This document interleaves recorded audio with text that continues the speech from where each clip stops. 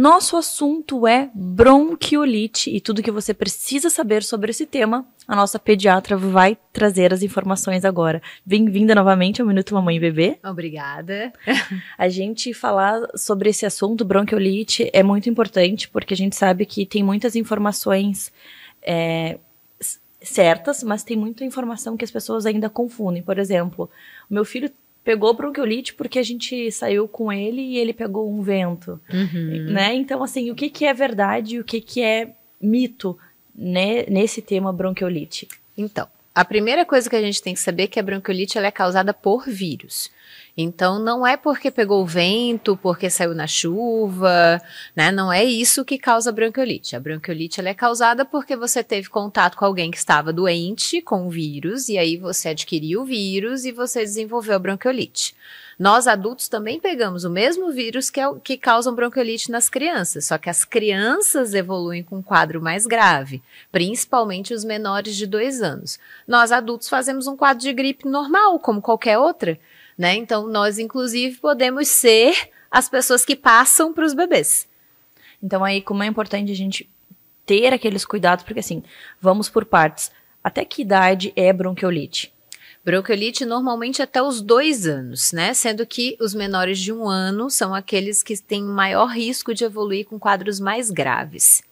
Então, quando a gente pensa aí, são pequenos, né? Às vezes não estão nem na escola. Sim. Então, são aquelas visitas, né? Aquele beijo na mão, um beijo na bochecha, que a gente já fala e fala e fala, mas as pessoas, ai, que frescura. Então, uma frescura que pode resultar uma doença grave? Sim, com internação em UTI, inclusive. Outra coisa são aqueles que têm os irmãos que vão para a escola, e aí o irmão fica gripado, e aí dentro de casa acaba passando pro bebezinho, né? Também é uma coisa muito frequente de acontecer.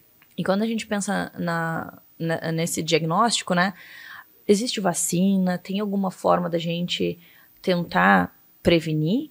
Então, agora mesmo, né, de poucos meses para cá, a gente tem a vacina da gestante, né, então a gestante, ela pode tomar a vacina a partir da 30ª semana de gestação, e aí ela passa anticorpos para o bebê durante a gestação, e quando ela amamenta, ela ainda passa anticorpos através do leite materno para o bebê. E a gente agora tem, não é uma vacina, apesar de chamarem de vacina, né, é o anticorpo pronto para o bebê. Então, dá para fazer o anticorpo para o bebê, e aí é uma coisa que é duradoura, a duração tem só 6 meses, então é curtinho, porque já é o anticorpo pronto, né? Então, mas pelo menos para o período do outono e inverno já protege a criança, né? Tanto a vacina da gestante quanto esse anticorpo para o bebê, ele já está liberado, assim, liberado no papel, no SUS, para crianças que nasceram abaixo de 37 semanas e para gestantes, né? Só que, assim, tá liberado no papel, mas a gente sabe que isso leva um tempo até chegar no posto de saúde, né? Então, ainda não chegou no posto de saúde. Sinais.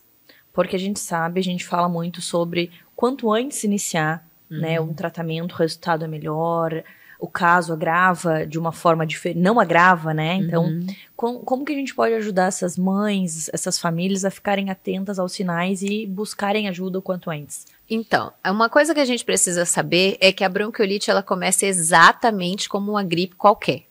Então, é um nariz escorrendo, é uma tossezinha, é a mesma coisa. Pode dar febre, como pode não dar febre, entendeu? Às vezes é só um nariz escorrendo e uma tossezinha. Mas o bebê ainda tá bem, o bebê respira normal, ele mama, ele consegue se alimentar quando ele é um pouquinho maior. Então, nos primeiros 3 dias, normalmente é isso, né? Se você levar numa emergência, por exemplo, ninguém vai fazer nada, porque é um resfriado comum. E esse é o primeiro sinal mesmo. E aí, depois do 3º dia, aí é que vem o pulo do gato da bronquiolite. É que como começa a ter uma inflamação pulmonar, aí a criança começa a ficar cansada para respirar. E aí é aquele bebê que já não consegue mamar tão bem, né? Aquela criança que já não aceita comer. você vê que a respiração está mais rápida, que a criança está fazendo esforço para respirar. É aquela puxada aqui, é aquela embaixo das costelas. Então, esses são os sinais de que a criança realmente está fazendo um desconforto respiratório. Essa é a hora de ele ser levado para ser avaliado numa urgência. E é sempre assim, né? Porque quando a criança tá com febre, sempre vocês, pediatras, pedem 3 dias porque antes disso não tem um sinal.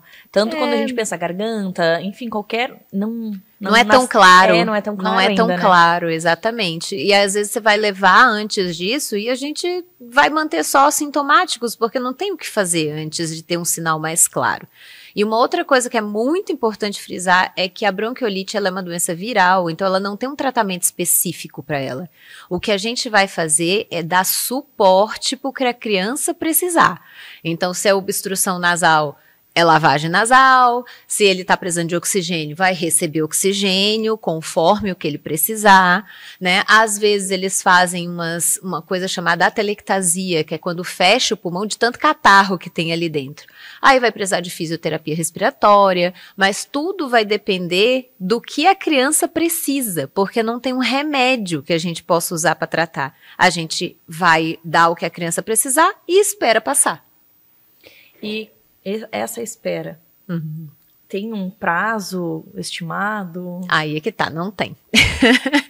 Porque normalmente é em torno de 7, 10 dias, né? Que é o normal de uma gripe, da criança ficar boa, né? Mas, né, dependendo do que a criança tiver de complicação por conta da bronquiolite, isso pode se estender muito, porque o que acontece? A criança ela fica suscetível, o sistema imunológico dela está debilitado, e aí ela fica suscetível a pegar pneumonia, que não é da bronquiolite, mas como ela estava suscetível, se ela tiver contato com uma bactéria, pode fazer pneumonia. Uma outra coisa muito comum, o principal vírus da bronquiolite, causador da bronquiolite, é o vírus sincicial respiratório. E ele é muito associado com infecção urinária. Às vezes a criança faz infecção urinária na metade do quadro, assim. Do nada começa a fazer uma febre, altera o xixi e tá com infecção urinária, porque o vírus sincicial respiratório, ele tem uma relação ali com infecção urinária. Então, o tempo de recuperação depende do que vai acontecer ao longo da melhora, né, da criança do vírus, né? Por isso que é bem importante a gente se cuidar, né? Fazer as vacinas. Sim. E evitar esse contato, né, com as crianças e principalmente com os bebezinhos. E passou 3 dias, busca ajuda, né, doutora? Sim, com certeza. Adorei. Obrigada por dividir tanto conhecimento. Se você ficou com alguma dúvida, se quer entender um pouco mais sobre esse assunto, você já sabe o caminho. Vai lá no Instagram do Minuto Mamãe Bebê, digita Andressa Teodoro, lá você vai encontrar a nossa pediatra e vai poder ter outros assuntos lá para compreender e também falar direto com ela e marcar uma consulta, que nada dispensa uma boa consulta e uma avaliação, né, doutora? É verdade. Até a próxima. Obrigada.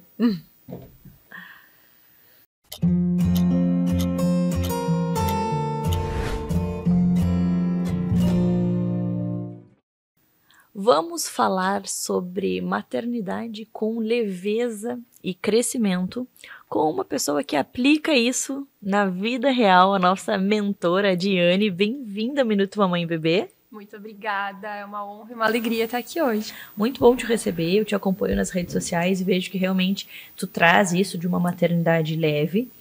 E quando a gente pensa em uma maternidade leve, o que significa? Eu acho que quando eu olho para a teoria maternidade leve e falo sobre isso, principalmente nas minhas redes sociais, gera uma certa confusão de que maternidade leve é viver sem problemas, é aquela mulher que tem a vida perfeita, que acorda de manhã, que tudo tá flui o dia inteiro, que não tem nada para resolver, que não tem problema nenhum e que a vida dela é perfeita dentro de um cenário de idealização. Mas, na verdade, a vida real de todo mundo, ela tem perrengue, ela tem alegrias, ela tem conquistas, ela tem frustrações, decepções. Tem dias que, como seres humanos que nós somos, a gente acorda mais animado, mais triste, às vezes mais decepcionados com alguma situação da vida. E olhar para a maternidade real e buscar ela na idealização de uma vida perfeita é o que vai gerar frustração. A maternidade real, na minha visão, é quando eu vejo a minha vida real como ela é para mim, e eu aceito, eu me entrego a essa maternidade da forma que eu tenho a realidade hoje.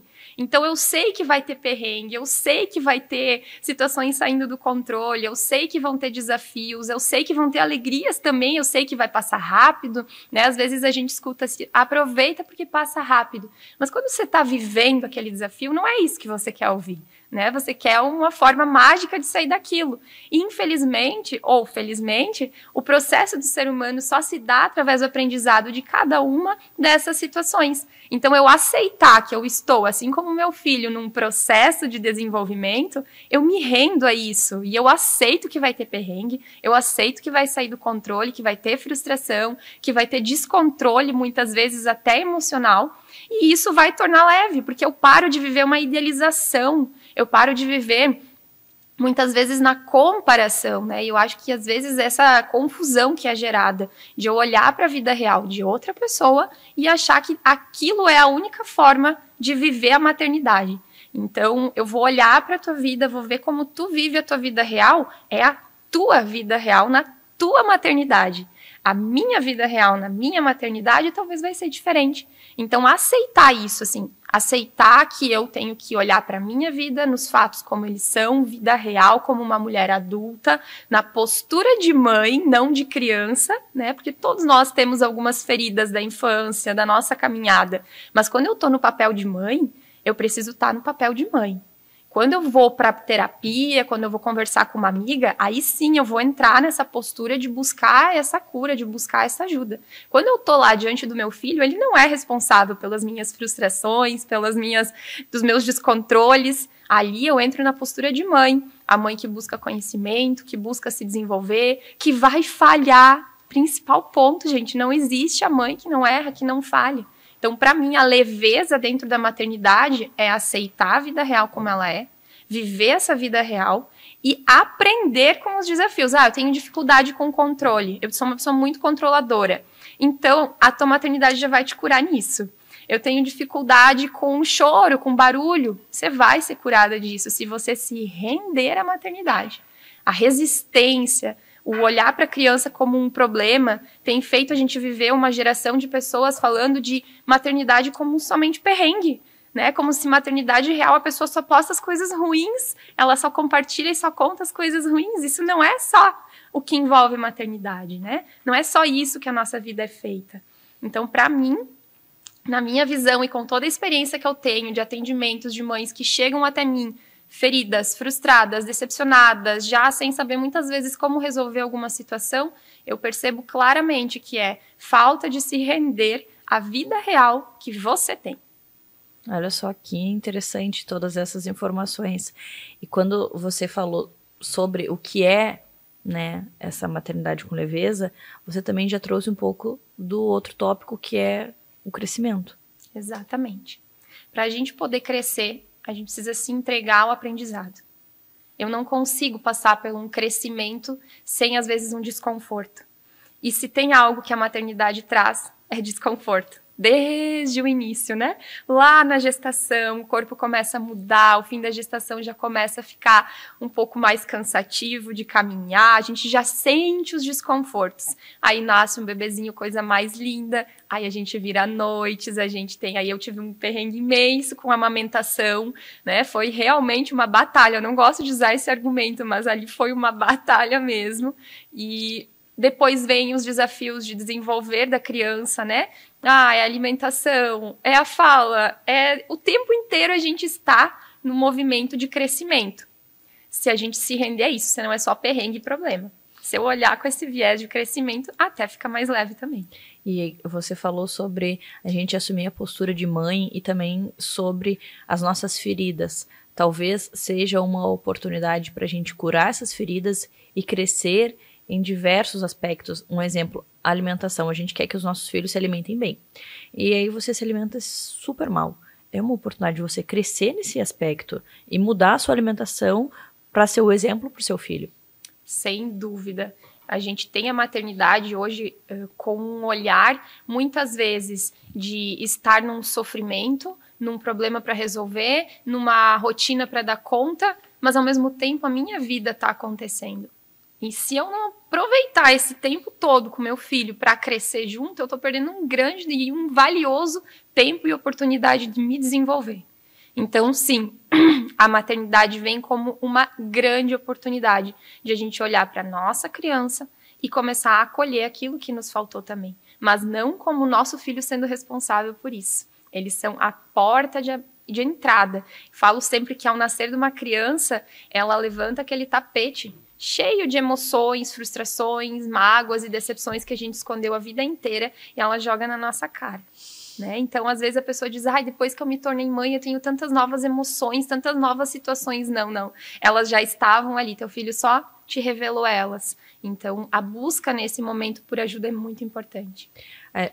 Eu sempre falo que durante a gestação é muito importante a gente buscar conhecimento, buscar ajuda, mas nem todo mundo consegue. E eu acredito que nunca é tarde pra gente realmente buscar ajuda. Exato. Estar mais forte, mais preparada, para que a maternidade não seja realmente só perrengue. Exatamente. Né? Pra gente ter informação, pra gente compartilhar e encontrar pessoas que nos ajudem nesse processo. Exatamente. Conhecimento liberta. Né? Então, olhar para a maternidade, tá vindo aprendizado, tá vindo conhecimento através daquela criança que chegou para a tua vida. Então, se eu me limitei tanto tempo em não buscar, não estudar, não entender, buscar com experiência, buscar com conteúdo, buscar com ciência, aonde for possível, nunca é tarde. Sempre aquela criança, na fase que ela tiver, ainda pode resolver, pode trazer benefícios e, inclusive, mudar como vai ser daqui para frente. Eu adorei. Obrigada por dividir tanto conhecimento conosco e até a próxima. Obrigada a você. Até mais.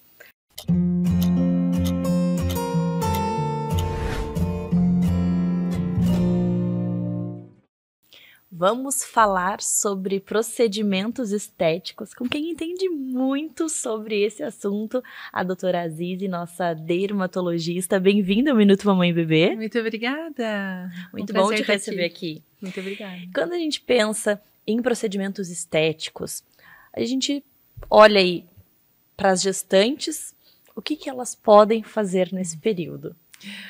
Olha, gestante não pode nada. Eu acho que esse momento é muito especial, né? Que ela tem que focar na criança, na saúde da criança. Como não fazem estudos em grávida, acaba que a gente não libera nada para gestante. Então, eu proíbo tudo. Injetáveis, peelings. A gente libera, na verdade, no máximo uma limpeza de pele sem o uso de ácido, né? Porque tem alguns ácidos que gestante não podem. Então, eu libero só uma limpeza de pele leve, sem o uso de alguns ácidos, e só. Agora, laser, tecnologias, injetáveis, peelings, não podem em gestante. Então, passando esse período da gestação, aí a gente tem o puerpério, a amamentação, e o que as lactantes podem fazer? Melhora um pouco esse cenário? Já melhora. Alguma coisinha? Nasceu o baby, já pode fazer tudo o que quiser. Isso é bom justamente para evitar aí uma depressão pós-parto, né? Porque quando a gente tá se cuidando, a gente tá liberando hormônios bons. Aí quando a gente tá, olha, um monte de olheira, isso, né? E daí as marquinhas ali de expressão, e daí já começa a bater aquela tristezinha, né? Então... E uma das coisas que mais envelhecem é a gravidez. Então, assim, os hormônios, eles caem muito rápido, então ocorre aquela queda de cabelo intensa, o envelhecimento, ele vem mais precoce após uma gestação. Então, é importante a mulher olhar para si também, após o nascimento, né? Então, dá para fazer tecnologias injetáveis, botox, para arquear, né, a sobrancelha, para abrir o olhar, procedimentos para melhorar a flacidez abdominal pós-parto. Então, assim, é muito importante essa procura, né, depois de 2, 3 meses ali do nascimento, começar a olhar para si também. Porque durante a gestação, a gente pode cuidar, principalmente a questão de não ganhar muito peso, né? Usar um protetor solar e ir fazendo esse cuidado, né? É isso, durante a gestação. Pra evitar isso, que depois que o bebê nasça, tenha muitos danos. Isso, que a gente consegue fazer isso. É uma hidratação intensa para evitar uma cicatriz, né? Uma estria muito importante. Ali, quando a estria está vermelha, quer dizer que ela está no início, está inflamada. Então, a gente consegue tratar melhor. Então, o resultado é melhor. Depois que ela fica branquinha, já é mais difícil. Mas a gente consegue, sim, fazer um microagulhamento, né? Um laser fracionado ali em cima para poder melhorar também. E aí, pensando nessas tecnologias, que a gente sabe que tem muita coisa legal, o que a gente tem aí, justamente pensando nesses pontos? Barriga, o seio, que cresce, diminui, e é leite, enfim, tem todo esse processo, assim, né? Sim. De pele, o rosto, o que a gente consegue oferecer para nós, né? Para nós mulheres, Sim. que depois que a gente ganha bebê, a gente fica, às vezes, não satisfeita com o corpo que a gente tem ali naquele momento, né? Sim. Quando a gente pensa no processo de envelhecimento, a gente tem que pensar em 4 pilares principais, assim, que a gente tem que ter em mente até para eu conseguir avaliar o caso de cada paciente. Então, o primeiro são as ruguinhas, que a gente consegue melhorar com a toxina botulínica. A gente consegue fazer no terço superior, no pescoço, para melhorar o contorno facial. A outra coisa que a gente tem que avaliar, qualidade da pele. Então, durante a gestação, é mais fácil manchar a pele. Então, acaba aparecendo muitas manchas. A gente consegue melhorar com peeling, lasers para melhorar a qualidade da pele, poros dilatados e manchas, né? O melasma, principalmente, que ele vem depois da gravidez bem forte, né? O terceiro é a flacidez. Então, a gente tem que avaliar a textura da pele, se essa pele está muito elástica. Geralmente, pós-parto, a principal queixa é a flacidez abdominal, né? Então, a gente consegue fazer bioestimulador de colágeno injetável associado com tecnologias como o ultrassom microfocado, né? Então, ele faz pontos de coagulação em diferentes camadas da pele. O que eu tenho na clínica é o Liftera, então ele dá resultados maravilhosos. E aí, essa retração que ele faz na pele é como se a gente estivesse colocando um bife numa frigideira. A gente coloca o bife e ele retrai, ele diminui de tamanho. E é isso que ele faz na pele. Ele melhora, dá firmeza para essa pele. Olha que interessante. É bem legal, né? Então, assim, as pessoas sempre querem um prazo. Aposto que chegam lá te perguntando quantas sessões. A gente sabe que cada corpo é único, que responde de uma forma única e individual. Mas tem uma média de sessões, tem uma média, assim, de um período. Olha, se você ficar acompanhando comigo em 2 meses, em 1 mês, como que você monta, assim, essa proposta, né? Esse plano de beleza, né? Quando a gente pensa em ruguinhas, em botox, a gente fala ali fazer 2 a 3 vezes por ano, né? Ele tem uma duração ali de 4 a 6 meses, depende muito de cada paciente. Então, se você faz 2 vezes por ano pelo menos, você já garante ali que aquela ruguinha não vai ficar profunda, não vai ficar marcada. Ele atua como um procedimento preventivo, né? Quando a gente pensa em colágeno, em estímulo de colágeno, melhora da flacidez, quando a gente faz o procedimento, seja esse injetável ou tecnologias, precisa de 3 a 4 meses para a gente conseguir ver o resultado, que é o tempo que o nosso corpo precisa para fazer esse estímulo. Então, eu geralmente indico 1 a 2 vezes por ano, depende muito do grau da flacidez. A gente consegue fazer no rosto e qualquer região corporal. Eu adorei.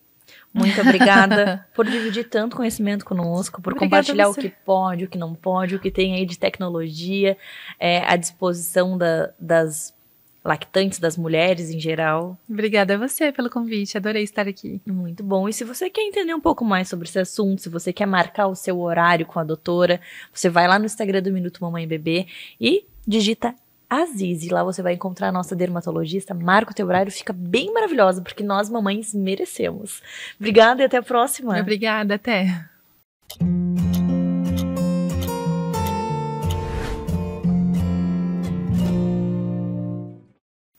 Endometriose e a fisioterapia pélvica. Qual é a relação?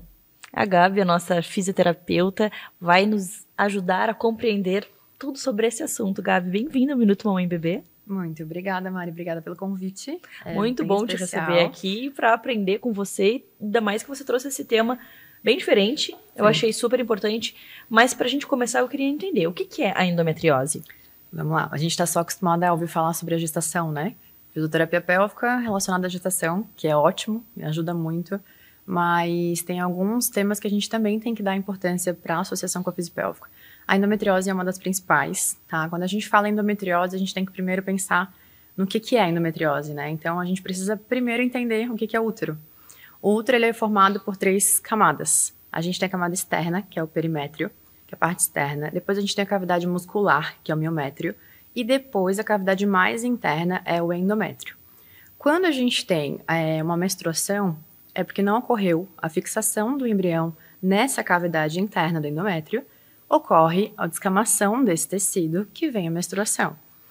Quando acontece o crescimento dessas células endometriais fora da cavidade do útero, algo errado, né, na fisiologia da mulher ali acontecendo, a gente tem o diagnóstico de endometriose.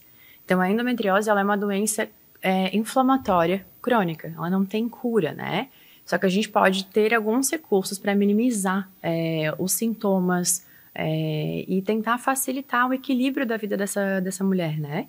Que legal, quando a gente pensa na tua profissão, né? Como que a fisioterapia pélvica, uma fisioterapeuta pélvica pode ajudar nesse diagnóstico, né? Nessa mulher que está sentindo esses sintomas da endometriose? Tá, vamos lá. Primeiro ponto. Quais são os sintomas, né, de endometriose? Eu sempre correlaciono que são os 5 Ds. A gente tem o primeiro D, que é a dismenorreia, que é a cólica no período menstrual. Só que as pacientes que passam pela endometriose, não é uma cólica que tu bota uma bolsinha de semente, aquelas bolsinhas quentes e passa. É uma cólica persistente, às vezes incapacitante, a paciente não consegue ir para o trabalho, pega atestado, fica em casa, sabe? E as coisas perduram um pouquinho mais. O segundo D é a dispareunia. A dispareunia é a dor na penetração, né? Então, é outro recurso que a fisioterapia vai poder atuar também. O terceiro D é a disquesia. A disquesia é uma dificuldade evacuatória ou uma dor evacuatória, que tem muita influência na fisioterapia pélvica. A gente trata muitos pacientes com constipação crônica, né, anismos, então a gente tem esse outro lado para as disfunções proctológicas na fisioterapia pélvica também. A gente tem junto com isso a disúria, que é a dor no ato de urinar, a dor na micção, que a gente também tem alguns recursos, algumas orientações domiciliares com a correta ingestão de água para minimizar essa dor nessa paciente. E por último, a gente tem o último D, que é a dificuldade de engravidar. Ano passado, em 2024, a gente teve uma pesquisa que levantou que de 30% a 50% das mulheres que possuem endometriose não conseguem engravidar. Então, aí é onde gera mais o desespero, né, da mulher em relação ao diagnóstico da endometriose. Quando a gente fala desses sintomas e associa físio, aí a gente tem uma série de recursos para tratar.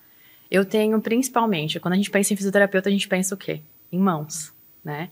As minhas mãos é o meu melhor recurso, o meu recurso mais valioso, não importa o valor do equipamento que eu tenho no meu consultório. Então, a gente vai trabalhar técnicas de relaxamento, técnicas de liberação miofaciais, desde educação, a paciente fazer as massagens em casa, as palpações. A gente faz massagem intestinal para liberação de aderência da cavidade abdominal, para estimular aquela motilidade intestinal para a paciente conseguir voltar a ter as evacuações mais fisiológicas. Aí a gente entra para os equipamentos. A gente tem equipamento de eletroterapia para ajudar na analgesia, na dor dessa paciente, dependendo da região que eu possa estimular essa corrente. Eu tenho corrente que vai trabalhar fortalecimento dessa musculatura. Eu tenho a radiofrequência que vai trazer um relaxamento para o tecido, diminuindo as aderências. Porque a endometriose ela pode ser fixa em bexiga, intestino, na face muscular, em ligamentos. Então, a físio vai tentar minimizar esse efeito da endometriose, de minimizar essas aderências, né? Então, a gente tem o LED intravaginal vermelho, que ajuda muito a produzir junto com a radiofrequência, colágeno, elastina. Então, eu acabo normalizando a funcionalidade da minha região abdominal e pélvica. Com isso, o sistema vascular, o sistema linfático, tudo flui melhor. Aí eu falo que se a gente conseguir minimizar esses sintomas dessa paciente, já é um alcance perfeito, né, pra gente como fisioterapeuta. E quando a gente consegue passar desse estágio pro próximo, que é com que a paciente consiga passar pela gestação, aí o nosso objetivo foi concluído com sucesso. Que legal, sensacional. E quando a gente pensa num tratamento, Gabi, tem um tempo previsto, um número de sessões? A gente sabe que cada corpo responde de uma forma, né? E é único, o tratamento é individualizado. Mas tem, em média, um período? Desde o diagnóstico, para ter o diagnóstico tem que ser com o médico, né? O médico ginecologista especializado em endometriose é o mais adequado. E aí a gente precisa avaliar a questão física. Tem paciente que está comigo há mais de ano, mas porque a gente precisa juntar todo o ciclo circadiano, né, dessa paciente. Ela tem que ter alimentação regrada, atividade física regrada, não ingerir bebida alcoólica, o sono, ter o equilíbrio da questão de melatonina com cortisol, que influencia muito. Então, quando a paciente está muito estressada, os sintomas inflamatórios aumentam. Ela não dorme direito, aí é uma cascata de processos inflamatórios no metabolismo dela. Então, algumas pacientes preferem manter uma constância de tratamento a longo prazo, tá? Mas pelo menos ali em torno de 2 a 3 meses a gente consegue já ver uma boa melhora nessa questão de diminuição de aderência, de analgesia mesmo, dos focos de endometriose. Eu adorei. Muito obrigada por trazer tantas informações e um assunto que a gente não tinha abordado aqui ainda. Ótimo, fico bem feliz de trazer essa nova informação. Achei sensacional.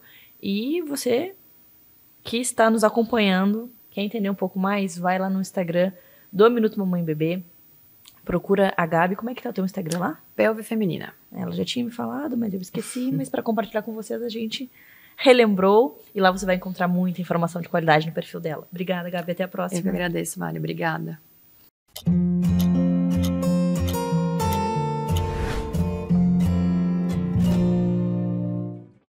Nosso assunto de hoje é siso. E o Dr. Tiago vai trazer muitas informações para nós sobre esse tema. Bem-vindo novamente ao Minuto Mamãe Bebê. Obrigado, tudo bem, Mariana? Tudo ótimo. Certo. Quando a gente pensa aí no siso, o que a gente precisa entender sobre esse assunto? O siso, ele é um dente que praticamente já não nasce mais na boca, né? Ele nasce dentro, ele fica dentro do osso, né? Ele não é exposto ao meio bucal. E todo lugar de dente é na boca, né? Não é dentro do osso, né? Então, por isso, a suma maioria dos pacientes tem que se remover o siso, né? Não dá para manter esse dente em boca lá. Além do risco de desenvolvimento cístico, muitos pacientes desenvolvem uma doença que a gente chama de pericoronarite, né? Que como o dente não consegue romper totalmente em boca, ele cria uma carnezinha sobre ele que vai acumulando sujeira, comida, né? E aquilo leva um risco de infecção maior, né? A pericoronarite pode progredir, né? Pode se disseminar, se espalhar e levar a um problema infeccioso que gere uma internação hospitalar, né? E o cirurgião dentista da minha área, o cirurgião e traumatologista bucomaxilofacial, é o mais indicado para se remover esse dente, né? Pela experiência que a gente tem, não só pela questão da gente fazer a cirurgia com um padrão melhor, né, de cuidado, de asepsia, de ambiente estéril, mas também para a gente saber lidar com a complicação, né? Muitos sisos aí têm risco de fratura mandibular, tem siso que pode ser deslocado para dentro do seio maxilar, a parte do seio maxilar que é oca, né? Tem siso que vai levar a uma infecção no pós-operatório, né? Tem siso que pode ficar com algum remanescente radicular, então por isso o melhor profissional é o cirurgião e traumatologista bucomaxilofacial para remover esse siso, né? Quando a gente pensa, que você falou que a gente precisa retirar esse dente, ele não precisa ter apresentado uma complicação para ele ser retirado? Exatamente isso, né? Quanto mais limpo tiver o paciente, né, quanto mais asséptico ele estiver, né, melhor é a recuperação desse paciente, né?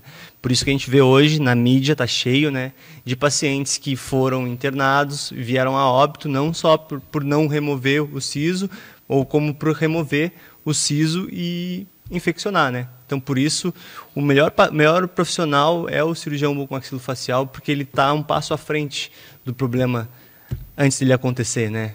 Aquele paciente que vai gerar uma celulite facial, né, que é uma infecção do meio bucal ali, dos espaços que circundam o siso, ele consegue dar um passo à frente para fazer a drenagem disso aí antes que essa infecção se dissemine, né, e o paciente venha ter um choque séptico, que é o que pode acontecer, né, o risco maior, né. E tem uma idade que seja uma idade mais indicada, um momento melhor para fazer essa remoção? Perfeito, adorei essa pergunta. A melhor idade sempre vai ser dos 15 aos 21 anos, tá? Que é uma idade que coincide com o desenvolvimento ósseo, né? A gente termina o nosso desenvolvimento ósseo entre os 15 e os 18 anos. Então, ali é o melhor momento, né? A gente ainda tem um osso que a gente chama de osso pseudomembranoso, né? É um osso que ele não está totalmente formado. E isso gera uma situação clínica mais favorável para a extração do siso, né?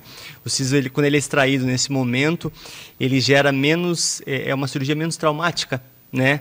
O desgaste ósseo que vai ser feito ali vai ser totalmente reparado, porque o paciente jovem ele tem essa capacidade de recuperação muito maior do que o paciente mais velho, né?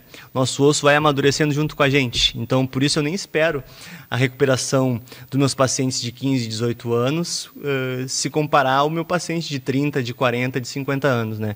Logicamente, o paciente com idade mais avançada ele vai ter uma recuperação mais devagar, mais dolorosa, mais traumática, né? Muito por conta, não é nem do cirurgião, não é nem da idade, né? Do momento que ele escolheu, né? Ele não escolhe. Se o paciente deixa passar a melhor idade, ele tem que estar ciente de que a cirurgia vai ser um pouco mais traumática, né? Não vai ser aquela cirurgia mais confortável que a gente tem nos pacientes mais jovens. Pensando nesse paciente mais jovem que não apresentou nenhuma complicação e vai fazer a retirada do siso, vai fazer a cirurgia, como que é essa cirurgia, o tempo que ela dura e como que é a recuperação? Quais são...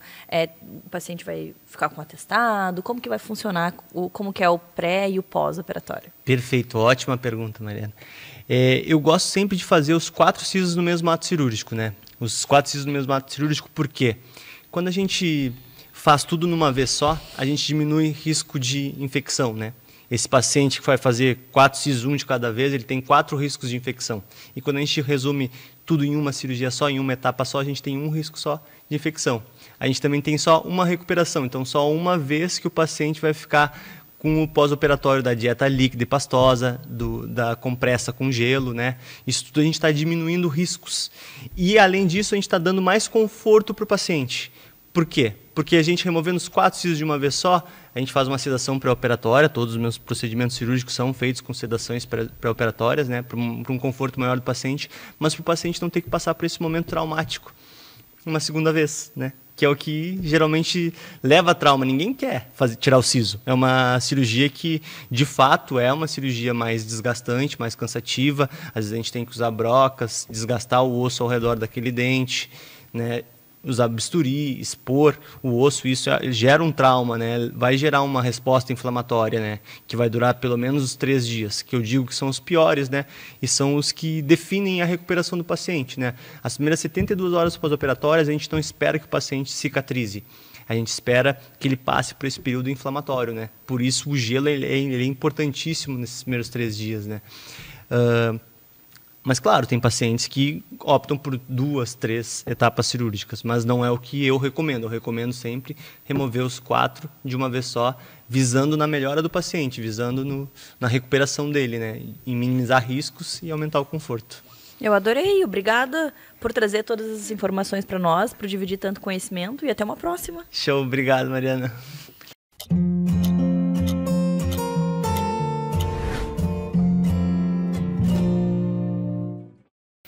Ansiedade social. O que a gente precisa saber sobre esse assunto? A Aline, a nossa psicóloga, vai nos ajudar a compreender tudo. Bem-vinda novamente. Olá, obrigada. Quando a gente pensa nesse tema, ansiedade social, o que a gente precisa entender? O que é ansiedade social? Então, a ansiedade, ela é um sentimento normal que todo mundo tem, a gente já falou até sobre isso, né? A ansiedade social é quando nós temos problemas em relação à ansiedade em contextos sociais. Então, por exemplo, há uma diferença entre pessoas tímidas e quando a gente tem uma ansiedade social, né? Então, assim, quando que a ansiedade passa a ser um problema em relação a falar em público, por exemplo, né? Todo mundo tem receios, digamos assim, em falar, às vezes, numa apresentação, apresentar um trabalho, se expor, né? Participar de uma entrevista, por exemplo, gera uma ansiedade. Quando a gente pensa numa ansiedade social, transtorno de ansiedade social, é quando esse medo do julgamento do outro, medo de desagradar ou que as pessoas possam fazer julgamentos a seu respeito faz com que a pessoa não consiga participar, por exemplo. Então, a gente traz... A diferença principal seria, por exemplo, uma pessoa tímida, ela pode não gostar de certos contextos, mas ela consegue enfrentar. Há um desconforto, mas ela enfrenta. No transtorno de ansiedade social, a pessoa muitas vezes paralisa, ela congela. Então, ela começa a dar desculpas, ela inventa, às vezes, alguma coisa para se proteger daquele desconforto, daquele sofrimento que gera esse contexto social. E quando a gente pensa em tudo isso que você falou, como isso afeta a vida dessa pessoa que tem todos esses sintomas, né? Tudo isso que você trouxe. Então, por exemplo, quando alguém deixa de aproveitar uma oportunidade pelo medo de ser julgado, pelo medo de não desempenhar adequadamente, faz com que ela comece a se privar de fazer. Ela vai começar a evitar. Então, a gente tem um ciclo que funciona na questão do transtorno de ansiedade social, que é: existe a situação. Então, por exemplo, eu tenho que apresentar um trabalho. Os pensamentos que vêm e se me der um branco? E se não der certo? E se eu errar? E se as pessoas rirem de mim? Então, esses pensamentos vão fazer com que a pessoa fique ansiosa, com medo, com vergonha. E o comportamento vai ser evitar a situação. Então, meio que fica um ciclo vicioso. Quando eu evito, quando eu dou uma desculpa, por exemplo, eu não vou poder participar, ou eu estou com dor de barriga, hoje eu não vou conseguir apresentar o trabalho, isso cria uma sensação de um alívio imediato, tipo assim, eu não vou precisar porque eu consegui uma desculpa para não fazer isso. E entenda, essa desculpa, ela muitas vezes ela não é intencional, é um mecanismo de proteção, de poder dizer, não dou conta disso. E a partir disso, a partir desse alívio, a gente cria um ciclo, que então eu fico evitando fazer coisas que me geram ansiedade e com isso eu não consigo superar essa ansiedade. Olha só. E como que a gente faz para superar essa ansiedade, então, para parar de dar essas desculpas? Isso. Na verdade, essa é a questão mais importante, né? Porque às vezes a gente forçar a pessoa ou a se expor de uma maneira... de pressão mesmo, às vezes isso não ajuda, acaba atrapalhando um pouco mais. Então, a ideia é que a pessoa que sofre de um transtorno de ansiedade social, ela vá se expondo aos poucos. Então, por exemplo, na terapia, a gente cria como se fosse um treino de exposição, no qual ela vai definindo em conjunto o que ela tem condições de fazer. Mas a gente não precisa de terapia só para fazer isso, né? Então, por exemplo, uma pessoa que tem dificuldade de chegar num ambiente e socializar, ela pode treinar, por exemplo, dizer o oi no primeiro passo. Então, assim, eu vou chegar, é muito desconfortável, então só vou dizer o oi, vou cumprimentar as pessoas. E aí, num segundo momento, a gente vai aumentando essa exposição. Ela vai sendo construída de uma forma gradual. Então, a exposição, que é um padrão ouro para medos e fobias, de forma geral, ela vai sendo feita gradualmente. Então, de algo que gera um desconforto menor, aí aumentando até que a pessoa consiga lidar com aquilo que causa o desconforto. Então, por exemplo, não apresentar um trabalho, eu não consigo falar, então, às vezes, eu não vou conseguir ir lá e apresentar o trabalho inteiro. Eu vou conversar com o meu professor que eu vou falar um pouco menos, ou vai se expondo de uma forma gradual. Olha que interessante. E à medida que isso vai acontecendo, a pessoa vai conseguindo melhorar e chegar num momento em que isso não afete a vida dela mais. E aí vem a questão do que as pessoas que não sofrem disso podem fazer, né? Então, assim, ao invés de comparar a pessoa, ficar julgando que é só falar, é fácil, é só vencer esse medo, vai lá e fala e deu, que isso às vezes não ajuda, às vezes é encorajar. Qualquer passo que a pessoa consiga dar, além de acolher aquilo, é reforçar quando a pessoa está se esforçando para enfrentar o medo, está superando de uma forma gradual. Então, é um passo a passo, né? Não é uma coisa que às vezes é tão rápida assim. E cada pessoa vai responder num tempo, né? Num jeito, exatamente. E quando a gente percebe que a gente precisa mudar isso, a gente realmente tem que buscar ajuda, né, Aline? É porque, às vezes, a pessoa, além do sofrimento, isso causa um prejuízo, né? Um prejuízo social, laboral. Então, assim, muitas vezes, para fazer uma entrevista de emprego, as pessoas sofrem. Então, às vezes, evita, não consegue participar. Então, ou apresentar um trabalho, a pessoa tem conhecimento, ela domina o assunto, mas, às vezes, em função da ansiedade, ela trava e não consegue expor. Então, isso faz com que, muitas vezes, ela perca oportunidades. Eu adorei. Obrigada por trazer todas Obrigada essas também. informações e até a próxima. Até.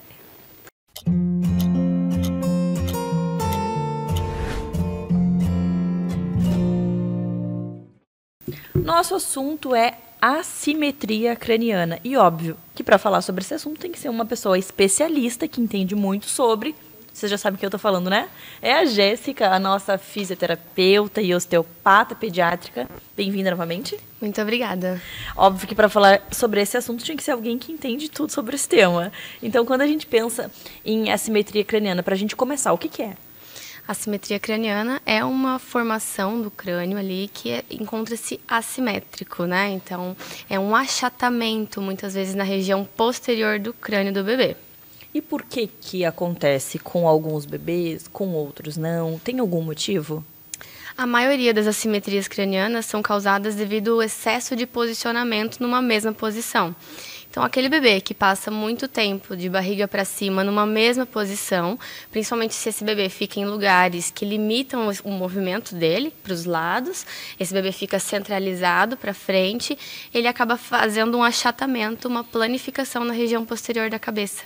O bebê não nasce com essa assimetria ou ele pode nascer? Essas assimetrias posicionais, não. O bebê pode nascer com alguma deformidadezinha na cabeça, em função de um parto traumático, da posição que ele ficou encaixada, mas isso normalmente se resolve no primeiro mês.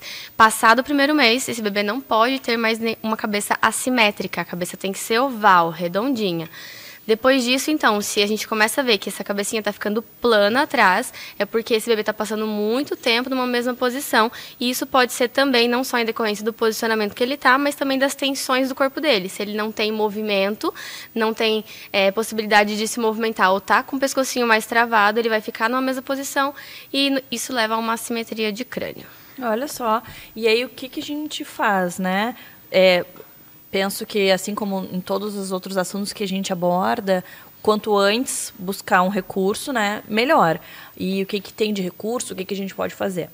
De imediato é deixar esse bebê livre, né, em superfícies onde ele possa olhar para os dois lados. Mas é interessante buscar um profissional para a gente quantificar essa assimetria, ver se é algo grave, que precisa realmente uma atenção maior, e se esse bebê tem alguma tensão também, né? Como eu disse, se ele tem uma preferência de posicionamento, só olha para o mesmo lado, ele tem dificuldade de olhar para os dois lados, vai ficando amassadinho somente em uma região.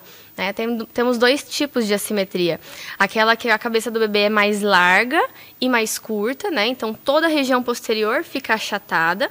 E a assimetria de um lado só, que a gente chama de plagiocefalia, a mais comum, quando o bebê tem uma preferência de lado, olha sempre para o mesmo lado, e aí só uma região da cabecinha fica achatada. Quando a gente olha de cima, a gente consegue ver só um lado da cabeça está mais anteriorizado. Olha só, você falou que precisa fazer uma análise, né, para ver se é mais grave ou não. O que seria mais grave? A gente mede a diferença das diagonais da cabeça, então a gente calcula com um craniômetro, né? E isso dá uma classificação, né? Um grau leve, um grau médio, um grau severo. A partir daí a gente entende qual é o próximo passo do tratamento, né? Precisa ter o acompanhamento com o osteopata, com o fisioterapeuta, e os pais precisam fazer o reposicionamento em casa. É importante falar que isso acontece, esse remodelamento, até o 7º mês. A partir daí, a indicação para o tratamento de assimetrias moderadas é o capacete, a órtese craniana. Então, como é importante a gente descobrir com antecedência e buscar ajuda o quanto antes. E daí, passou esse período, vem o capacete. Como que é esse tratamento? o tratamento com a órtese. A gente faz um escaneamento dessa cabeça, um molde, né, que vai ser enviado para a fábrica. Esse capacete ele é impresso e aí ele volta para o paciente usar 23 horas por dia. Normalmente, o tratamento ele dura o tempo que o bebê tem de idade quando ele coloca. Então, se ele coloca com 4 meses, ele tem 4 meses de tratamento. Se ele coloca com 7 meses, em torno de 6, 7 meses de tratamento. Que interessante. E quando a gente pensa nesse bebê que a família buscou ajuda antes e que está ali com 3 mesinhos, 4 mesinhos, o tempo, em média, de tratamento? Quanto antes, mais fácil de remodelar a cabeça, né? Então, com 3, 4 meses, a gente tem uma janela muito boa. Como eu disse, até os 7 a gente consegue esse remodelamento, né? Vai depender da etnia desse bebê, das tensões que esse bebê tem e se os pais conseguem realmente fazer esse reposicionamento em casa. Se tudo isso está ok, se tudo está fluindo bem, se está possível de ser feito esse reposicionamento, em torno de 1 mês a gente já consegue ver uma boa regressão do quadro, por exemplo, de moderado para 1 grau leve. Que legal. A gente sabe que as famílias ficam muito nervosas quando tem um diagnóstico, quando fala alguma coisa, né, que vai precisar de um tratamento. Mas pela tua experiência, pelas famílias que tu acompanha, e o que a gente podia falar assim para as mães e para os pais, né, para tranquilizá-los?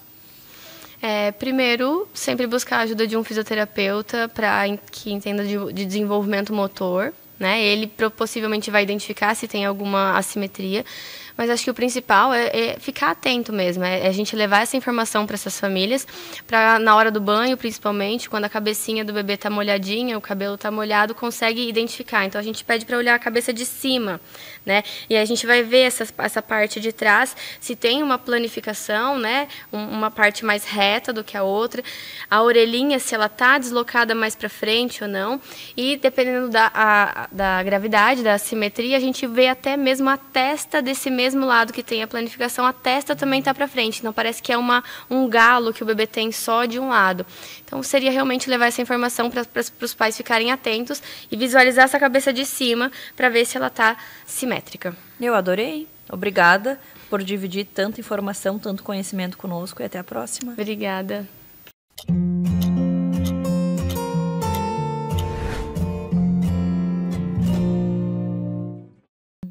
Como diferenciar APLV de intolerância à lactose? Óbvio que eu trouxe aqui especialista nesse assunto para nos ajudar a compreender quais são essas diferenças. Bem-vinda novamente, Camilinha, nossa gastropediatra. Obrigada, Mari. Então, o que a gente vê na prática, né? Profissional de saúde, mãe, equipe que está ao redor, rede de apoio se confundindo, né? Se a criança tem alergia à proteína do leite de vaca, APLV, ou se a criança tem intolerância à lactose.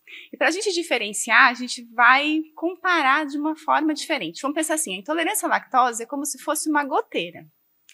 É um problema mecânico da estrutura.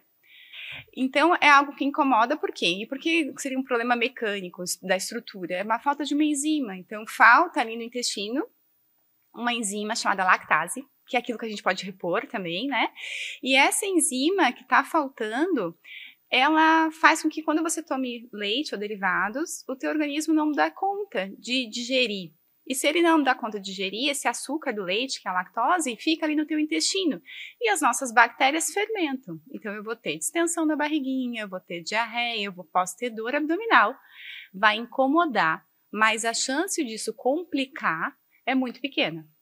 Diferente da APLV, da alergia, que a gente vai comparar como se fosse um curto-circuito. Curto-circuito pode matar, né? Então, conforme a gente estiver pensando de rede elétrica, incêndio e tudo mais, eu posso ter uma complicação real e séria. Então, assim, a alergia à proteína do leite de vaca é uma alteração do sistema imunológico que reage à proteína do leite. Então, interpreta como a proteína do leite um inimigo e sinaliza e faz reação. Quando tem a reação rápida, que a IgE é mediada, eu posso ter até anafilaxia. E eu tenho a reação que é mais lenta, não IgE mediada, que é como se fosse uma inflamação ali no intestino. Então, é algo que é mais tardio relacionado à inflamação. Então, na verdade, uma goteira e um curto-circuito são completamente diferentes. E a preocupação e a maneira como eu vou lidar com cada uma delas e a seriedade, né, que eu vou lidar com cada uma delas é diferente também. Perfeito. Quando a gente pensa nos sinais, como que a gente pode identificar para buscar ajuda? Uhum. Então, a intolerância à lactose ela é mais comum em crianças um pouco mais velhas, acima de 3 aninhos de idade. E então é o leite que a gente tomou e que não foi bem digerido. Em geral, isso vai acontecer algumas horas depois do consumo. Então, eu vou tomar um copo de leite umas 2 da tarde, esse leite não é absorvido, né, a lactose não é absorvida, e ali pelas 4 horas eu começo a ter sintomas. Esses sintomas vão durar o tempo do trato gastrointestinal, né? Então, se eu tiver uma diarreia, eu vou ter uma diarreia e vida que segue. Amanhã eu tô bem, eu passo mal hoje, porque eu não digeri bem hoje. Eu não fico passando mal daqui 5 dias. E a alergia é diferente, porque tem tanto a questão da alergia rápida, que eu vou ter reações logo depois, reações como urticária, mancha no corpo, falta de ar, quanto aquela que é não IgE mediada, que é a que confunde mais, que é de sintomas gastrointestinais, eles podem ocorrer ainda naquele dia, mas é uma inflamação. O intestino está inflamado, não é o que entrou no intestino, é o próprio intestino que está doente. Então, eu posso ter reações 2, 3, 5 dias depois. E quando eu paro de consumir, não vou melhorar logo em seguida, porque eu preciso de um tempo para desinflamar esse intestino. A gente sabe que todo diagnóstico, quando ele é dado o quanto antes, é melhor para o tratamento, né? E o que a gente pode citar de erros, que a gente vê erros comuns, tanto de outros profissionais, quanto da família, às vezes, né? Para que a gente tente evitar e fazer com que essa criança tenha qualidade de vida, né? Essa confusão, né? Então, vamos começar pela idade. Um bebê pequenininho, um bebê menor de 1 ano, não é para ser intolerante à lactose, porque o leite que mais tem lactose é o leite materno. Nosso organismo é sábio, ele fez a gente perfeito. Então, não é para eu ser intolerante à lactose quando eu sou pequenininho. Ou seja, não é para usar leite sem lactose do neném que tem sintomas como diarreia, né? Um neném de 2 meses com sintomas como diarreia não vai ser orientado um leite sem lactose. Então, a gente começa por aí, usar leite sem lactose, achando que vai tratar uma alergia à proteína do leite de vaca, porque nesse leite sem lactose eu tenho ainda proteína. Eu tenho também, muitas vezes, esse diagnóstico de confusão na questão da leitura dos rótulos, né? Então, às vezes está escrito sem lactose, e se você não está bem clara sobre a diferença, muita gente, assim, em dietas sem proteína do leite de vaca, acaba consumindo alimentos sem lactose.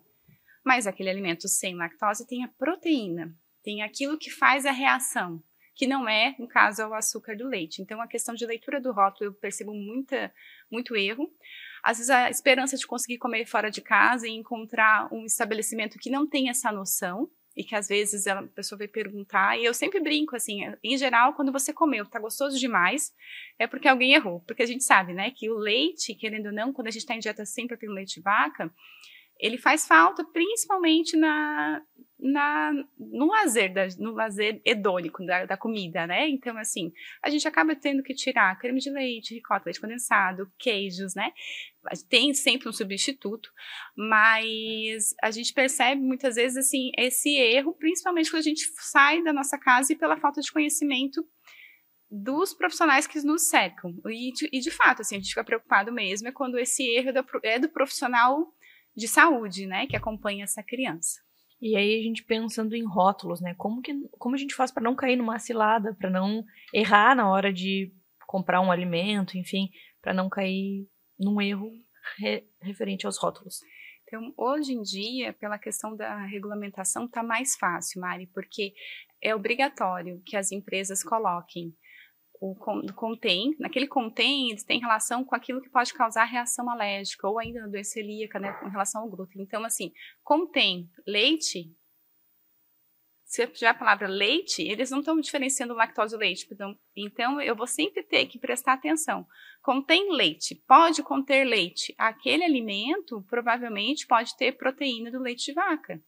Mesmo que estiver escrito sem lactose, porque o que esses produtos sem lactose são? É o leite que eles adicionam a enzima para digerir ali como se fosse, né?